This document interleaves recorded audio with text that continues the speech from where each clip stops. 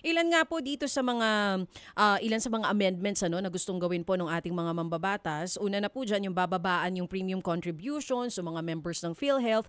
Kasama rin po diyan gusto nila yung mga OFWs natin magiging 50% na lang yung kanilang PhilHealth contribution na sasagutin ng gobyerno at iba pa po. Pero Dr. Maricar, bago po nagkaroon ng amyenda, nagkaroon po ba ng konsultasyon halimbawa sa inyo pong mga frontliners na alam talaga kung ano yung nangyayari on the ground? I think kung nagkaroon ho ng consultation, hindi ho malawak ang consultation, no? Kaya ho hindi ho napakinggan ang mga boses ng majority ng mga healthcare providers, no?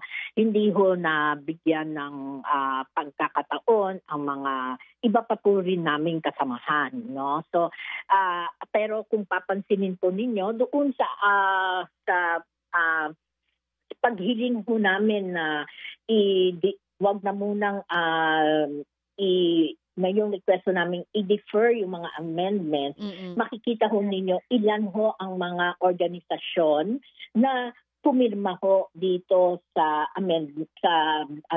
sa apila ho namin sa Senado, no? Opo. Marami ho kami diyan at yan po ay kabuuan ng mga halos karamihan po ng healthcare providers po natin. Oo, pero meron po kayong mga kasama dito na nakonsulta naman? O halos lahat po kayo hindi kasama bago po nagkaroon ng pag-amyenda?